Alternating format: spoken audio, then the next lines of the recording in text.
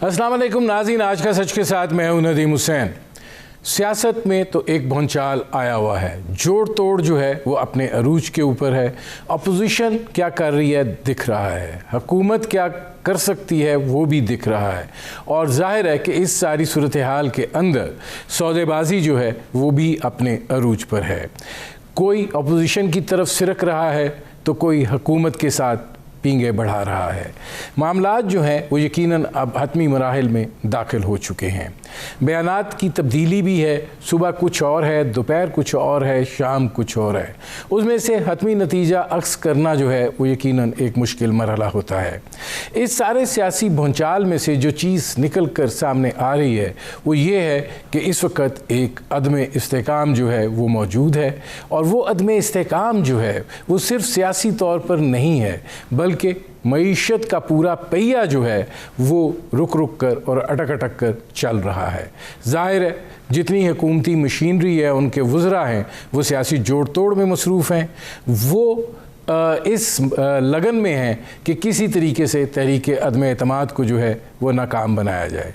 दूसरी जानिब अपोजिशन जो है वो अपने तय कोशिश कर रही है कि हुकूमती इत्तेहादियों के साथ बात हो जाए, उनके साथ मामला तय पा जाएं, और ज़ाहिर है कहीं मामला तय भी पा जाते हैं जैसे काफ लीग के साथ हुआ, और फिर आखिरी मरहले में पांसी पलट भी जाती है।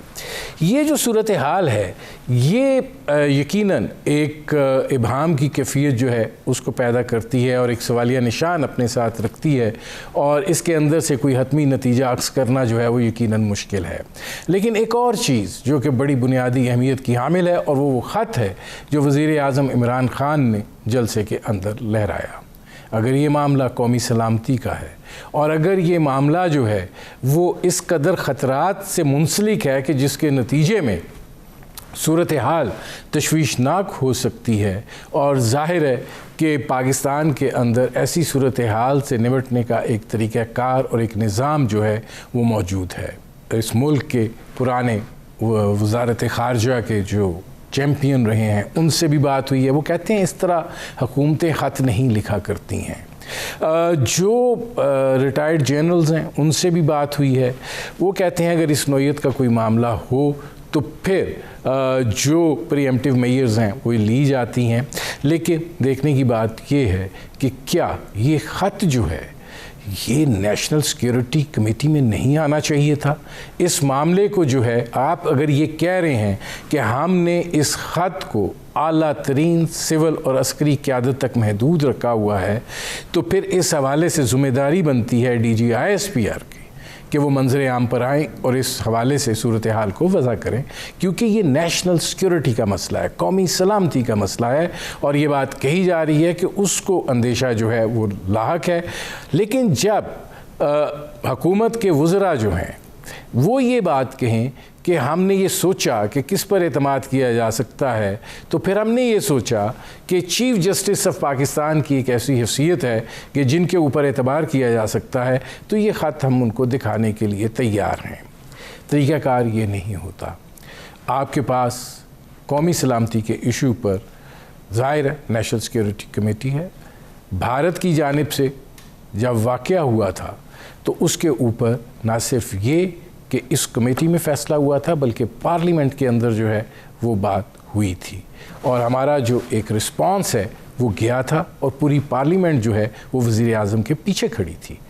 अब भी ये बात कही जा रही है और लीडर ऑफ अपोजिशन की जानिब से आई है कि अगर ये ऐसी सूरत हाल है तो हमें एतमाद में लिया जाए, हम आपके साथ खड़े होंगे।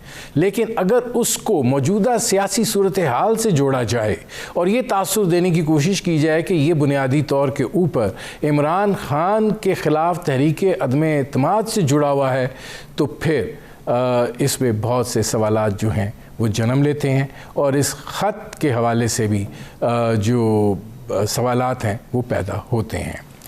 अब इस सारे खड़मास के अंदर जो चीज़ नज़रअंदाज हो रही है, जैसे मैंने कहा کہ اس وقت پوری حکومتی مشینری جو ہے وہ تحریک عدم اعتماد کو ناکام بنانے کے لیے کوشاں ہیں، وہ گورننس کے میٹر ہیں جو روزانہ کی بنیاد پر ہو رہے ہیں۔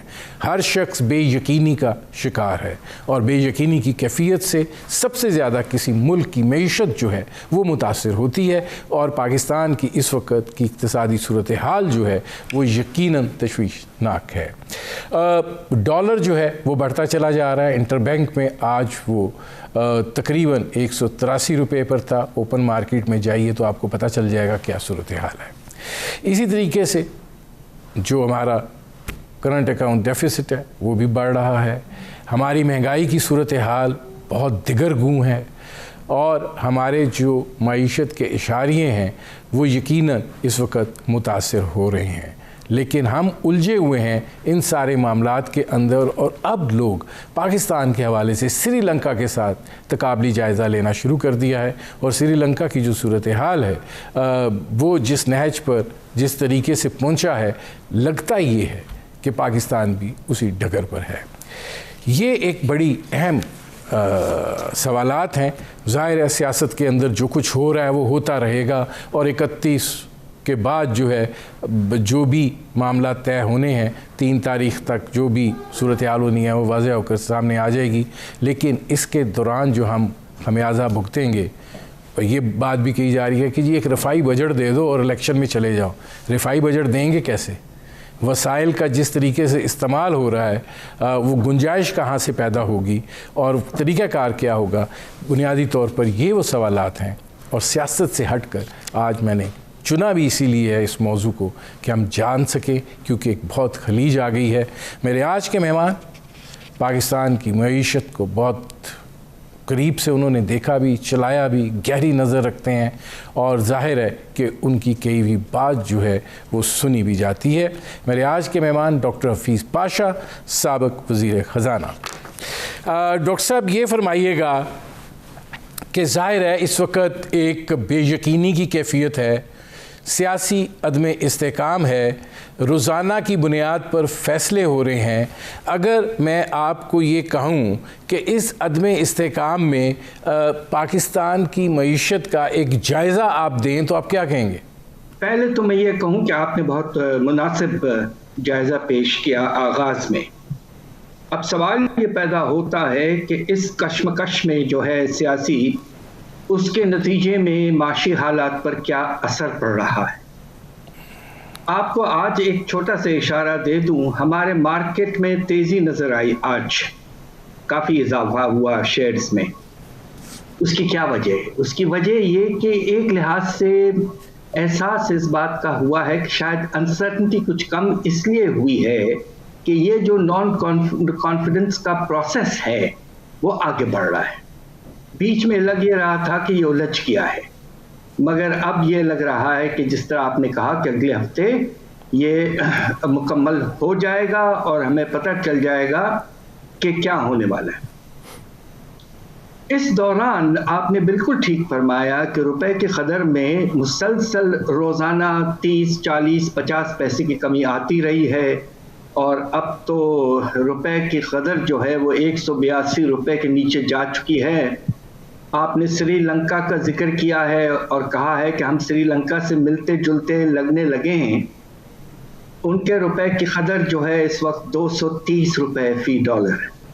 خدا نخواستہ ایسا ہمارے ساتھ نہ ہو، مگر سوال یہ پیدا ہوتا ہے کہ اس دوران ہمارا جو ایک سب سے اہم اس وقت رشتہ ہے، خاص طور پہ باہر سے پیسے منگوانے کے لیے، وہ IMF کے ساتھ ہے۔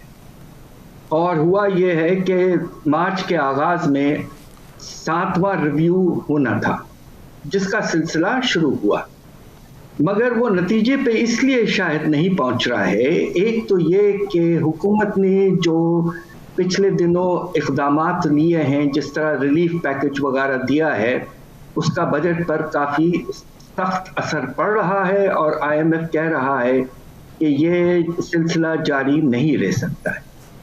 دوسری طرف IMF جو ہے دستخط کس کے ساتھ کرے، وہ منتظر اس بات پہ ہیں کہ نو کانفیڈنس موشن ختم ہو، جو بھی حکومت آئے اور رہے، تو پھر ہم ان سے بات کریں گے. تو اس دوران اس لحاظ سے باہر کے لحاظ سے انسرٹنٹی بڑھ گئی ہے. اچھا ڈاکٹر صاحب آپ بات کر رہے تھے کہ یونائٹڈ نیشنز کی بڑی ایک اہم رپورٹ نکلی ہے, وہ رپورٹ کیا کہہ رہی ہے؟ دیکھیے جو سب سے زیادہ پریشان کن بات ہے وہ یہ کہہ رہے ہیں کہ مختلف چیزوں کی وجہ سے تیل کی قیمتوں میں جو اضافہ ہو رہا ہے $100 کے اوپر جا چکا ہے. دوسری طرف جو ملک گندم امپورٹ کرتے ہیں ان کو بڑے مشکلات ہونے والے ہیں, جس میں پاکستان ہے جو تقریباً 90% اپنی گندم کی امپورٹ رشیا اور یوکرین سے کرتا رہا ہے, اور اب بہت دقت ہوگی. اس طرح کے جو اثرات ہو رہے ہیں جنگ کے, انہوں نے یہ کہا ہے کہ اس دنیا میں 5 ملک ایسے ہیں جو سب سے زیادہ متاثر ہوں گے. ان کے نام یہ ہیں ایجپٹ, ترکی, سری لنکا, منگولیا اور پاکستان. اور خطرہ یہ ہے کہ اگر یہ سلسلہ مشکلات کا رہے تو تجارتی خسارہ میں نمایاں طور پر اضافہ, قیمتوں میں بے تحاشا اضافہ, اور یہ 5 ملک اگر ان کو کوئی سپورٹ نہیں ملتی ہے دنیا سے, خاص طور پہ ڈیٹ ریلیف کی, تو یہ بہت سخت فائنینشیل ڈیفیکلٹیز میں جا سکتے ہیں. آپ نے سری لنکا کا ذکر کر دیا ہے. سری لنکا کا یہ حال ہے کہ انہوں نے پچھلے 2 سال سے گاڑیوں کی امپورٹ نہیں کی, مگر آج پوزیشن یہ ہے کہ تیل نہیں ہے ان کے پاس اور امپورٹس بالکل رک چکے ہیں, اور انہوں نے ہندوستان سے پہلے $1 ارب لیا تھا اور اب $1 ارب لے رہے ہیں. وہ تقریباً دیوالیہ کے قریب آ چکے. تو یہ 5 ملک ہیں جو مشکلات میں جا سکتے ہیں, اور افسوس کی بات یہ ہے اس میں پاکستان کو شامل کیا گیا. ڈاکٹر صاحب یہ فرمائیے گا کہ آپ نے بات کی کہ پاکستان کو ان 5 ممالک میں شامل کیا گیا ہے. اب گزارش یہ میں اب آپ اس سے آگے بڑھنا چاہ رہا ہوں کہ اس وقت پاکستان کے روپے کی قدر میں کمی ہوتی چلی جا رہی ہے, اور یہ روزانہ کی بنیاد پہ ہو رہی ہے, اور ہم سلائیڈ کر رہے ہیں. تیل کی قیمت جو ہے وہ بڑھ رہی ہے, اور اگر یہ اسی سطح $100 پر بیرل سے اوپر رہتی ہے, اور لیکن اس کے اندر یہ جو ونڈو ہے کہ 1 سال کے لیے سعودی عرب جو ہے وہ مؤخر ادائیگی پر پاکستان کو تیل دے رہا ہے, تو یہ ہیلپ آؤٹ نہیں کرے گا صورتحال کے حوالے سے؟ پاکستان کی جو کل تیل کی درآمدات ہے وہ قیمتیں بڑھنے کے بعد اندازہ یہ ہے کہ اس سال تقریباً $20 ارب تک پہنچ سکتا ہے.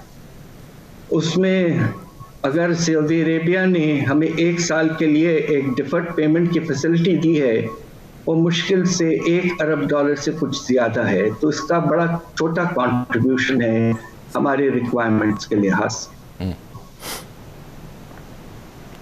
اچھا یہ ڈاکٹر صاحب فرمائیے گا کہ کیا ہمارے جو اس وقت وسائل کی صورتحال ہے, وزیر اعظم صاحب کہہ رہے ہیں کہ ٹیکس جو ہیں وہ زیادہ ہوئے ہیں, اور اسی بنا پر ہم ہم عوام کو جو ہے وہ ریلیف دینے کی پوزیشن میں آئے ہیں, سہولت دینے کی حالت میں آئے ہیں. ہم نے پیٹرول جو ہے وہ مہنگا نہیں کیا بلکہ $10 فی لیٹر کم کیا. ہم نے بجلی جو ہے وہ $5 فی یونٹ کم کی, اور اس کی بنیادی وجہ یہ ہے کہ ہمارے وسائل میں اضافہ ہوا ہے. بڑی عزت کے ساتھ ہمارے پرائم منسٹر صاحب ایک منتخب پرائم منسٹر ہیں, ان کی بات ہمیں سننا چاہیے, مگر میں اگر اجازت ہو تو یہ کہنا چاہتا ہوں کہ FBR کے ریونیوز میں ماشاءاللہ اچھا اضافہ ہے, اور انشاءاللہ جو سال بھر کا ٹارگٹ ہے 6100 ارب کا, ہم تقریباً وہاں پہنچ جائیں گے. مگر جو خسارہ بے حد زیادہ ہے وہ پیٹرولیم لیوی میں ہے. سال کے بجٹ میں جب آپ پیش کر رہے تھے تو اس وقت تیل کی قیمتیں بہت کم تھیں, تو اندازہ یہ کیا گیا تھا کہ پیٹرولیم لیوی کے نتیجے میں ہم 610 ارب اٹھائیں گے. مگر اب چونکہ آپ نے پیٹرولیم لیوی کو کافی عرصے سے بہت کم کر دیا اور اب تو نہ ہونے کے برابر ہے, تو مشکل سے سال بھر میں آپ 120 ارب اٹھا پائیں گے پیٹرولیم لیوی سے. تو اس ایک مد سے تقریباً 490 ارب کا خسارہ پیدا ہو رہا ہے جو پورا نہیں ہوگا. اس لیے بھی آئی ایم ایف نے آپ کے ساتھ کافی سختی کی ہے 7ویں ریویو میں. ناظرین، ڈاکٹر حفیظ پاشا سے ہماری گفتگو جاری ہے. وقت ہوا ہے ایک مختصر سے کمرشل بریک کا. ملتے ہیں اس وقفے کے بعد.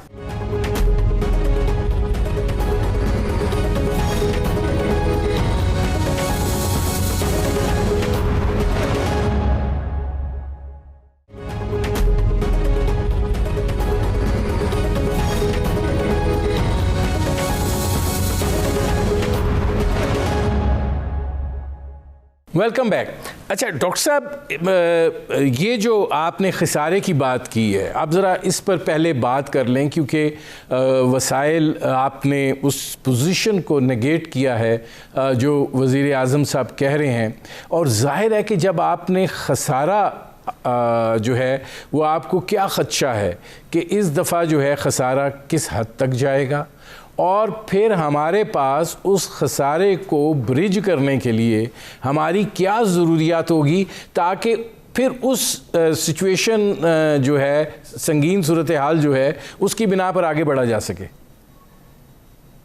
سال کے آغاز میں اندازہ یہ تھا کہ بجٹ کا خسارہ جو ہے وہ کھینچ کھانچ کے 3400 ارب کے لگ بھگ ہوگا، جو کہ ہمارے جی ڈی پی کا تقریباً 6.9% بنتا ہے، کچھ اس سے بھی کم.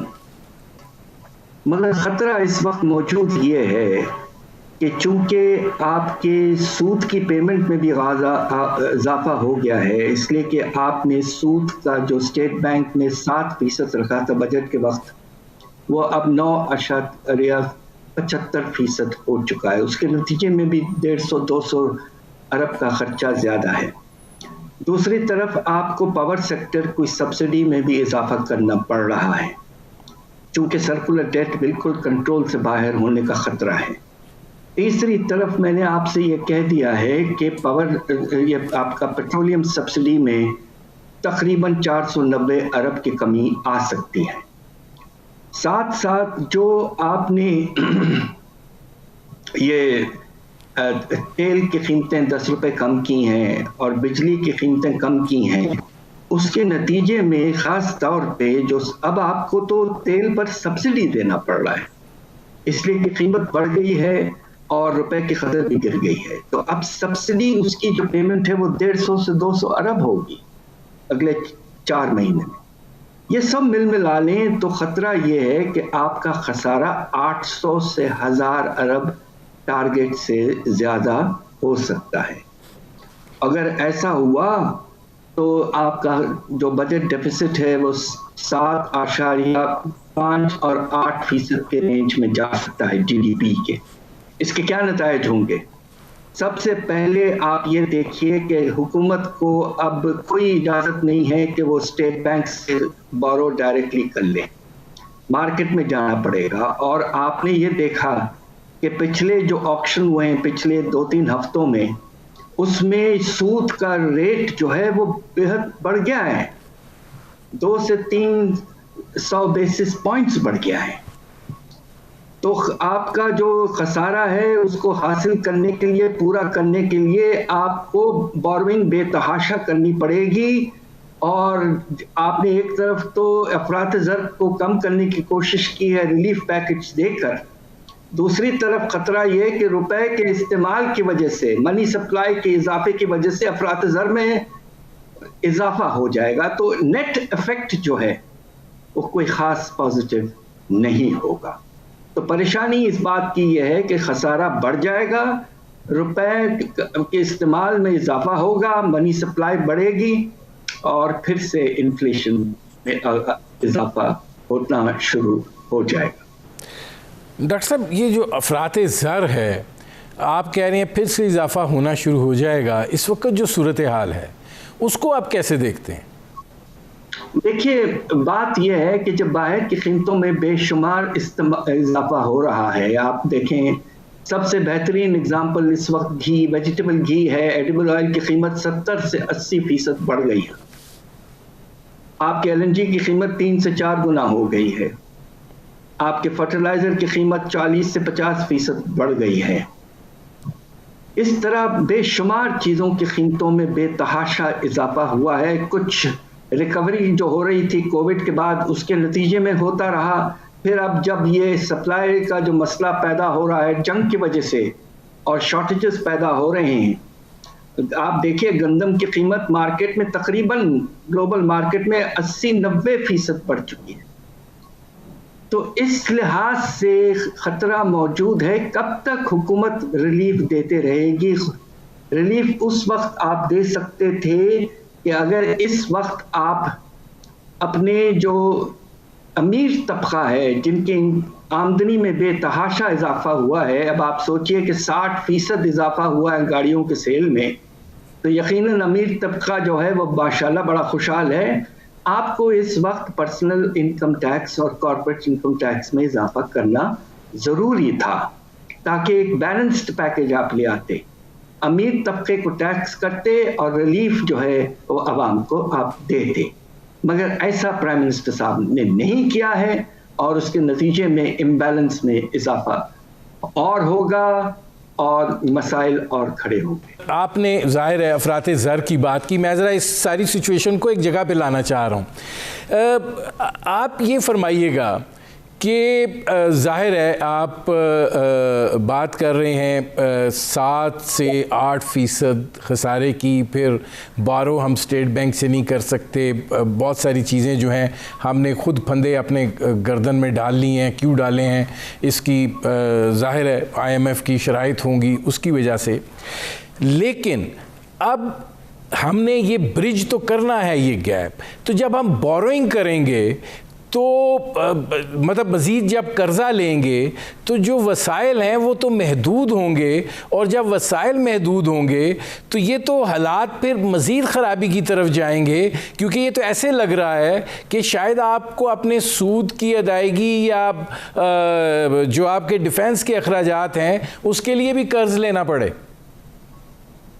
خدا نہ خواستہ آپ جو کہہ رہے ہیں کہ ایسا ہو سکتا ہے، اور ایک سال ایسا گزر چکا ہے 2018-19 جب آپ کے ریونیوز میں کوئی خاص اضافہ نہیں ہوا تھا، اور چونکہ آپ نے سر سود کو 13% تک لے کے چلے گئے تھے تو آپ کے سود کی پیمنٹ جو ہے وہ بے تحاشا بڑھ گئی تھی اس سال.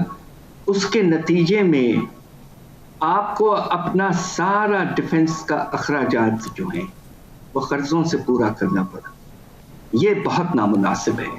ہمارے نیشنل سیکیورٹی اور اس کی اسٹیبلٹی اور سسٹینیبلٹی کے لیے، اور یہ سب سے ٹاپ پرائرٹی ہے، ہمیں یہ انشور کرنا ہے کہ ہمارے پاس اتنی فائنینسنگ کیپیسٹی ہو کہ ہم اپنی ہیومن سیکیورٹی اور ڈیفنس کو پرووائڈ کر سکیں. اس وقت پوزیشن یہ کہ کچھ حالات بہتر ہیں، مگر اس سال بھی لگتا یہ ہے کہ تقریباً 60% ڈیفنس کا خرچہ جو ہے وہ آپ قرضوں سے پورا کریں گے.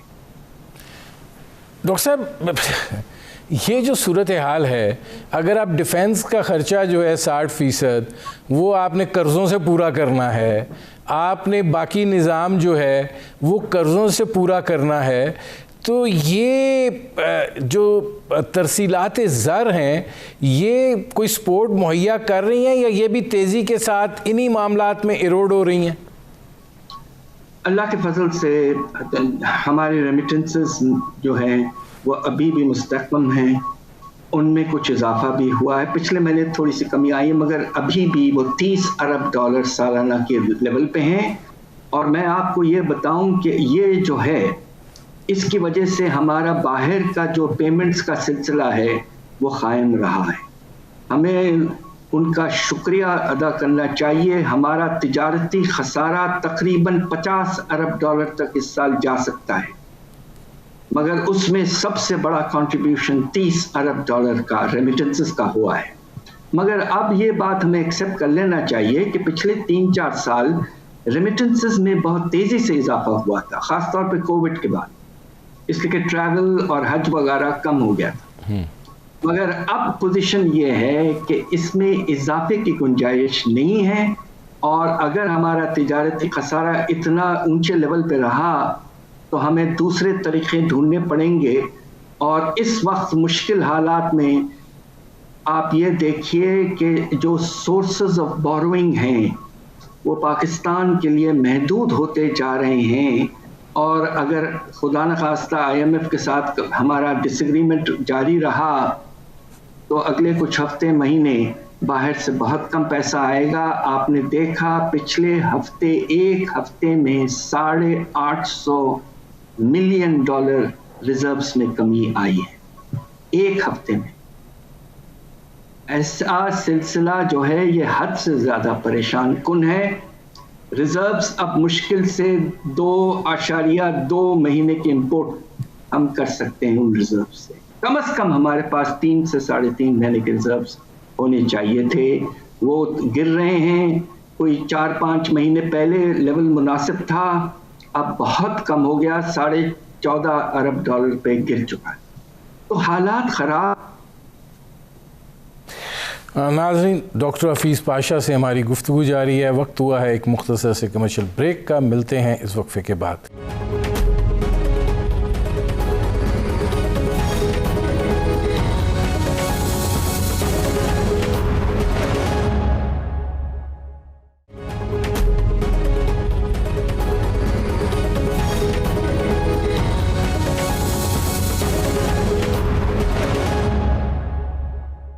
Welcome back. ڈاکٹر صاحب، آپ نے یہ جو سچویشن بتائی ہے یہ یقیناً خوفناک ہے. ہم اس وقت ایک سیاسی ملاکھڑے میں الجھے ہوئے ہیں اور تقاضا جو ہے حالات کا وہ کچھ اور ہے. اور اس وقت یہ جو اقتصادی ہماری صورتحال ہے، ظاہر ہے کہ اگر جو بھی اس وقت سیاسی میدان سجا ہوا ہے اس کا جو بھی نتیجہ آئے گا، اگر موجودہ حکومت برقرار رہتی ہے تو اس کو سٹیبل ہونے میں، دوبارہ اپنا سانس بھرنے میں کچھ وقت لگے گا. اگر نئی حکومت کے پروسیس کی طرف جاتے ہیں، وہ آتے ہیں، پھر وہ دیکھتے ہیں. مطلب کتنی گنجائش ہے اس صورتحال کو؟ یہ تو تقاضا کرتی ہے کہ ہنگامی بنیادوں پر جو ہے، ایک ایمرجنسی بنیادوں پر جو ہے وہ صورتحال کو دیکھا جائے اور اقدامات کیے جائیں. آپ بالکل مناسب کہہ رہے ہیں. اس سیاسی کشمکش میں ایسا نہ ہو کہ رجحان چونکہ کسی اور طرف ہے تو آپ کا جو پالیسی کا بنانے کا اور امپلیمنٹ کرنے کا سلسلہ متاثر ہو رہا ہے اور ہوتا رہے گا. میری گزارش یہ ہے کہ ہم سب سے اہم جو ہے وہ ہمارا پاکستان ہے، ہمارا پیارا ملک.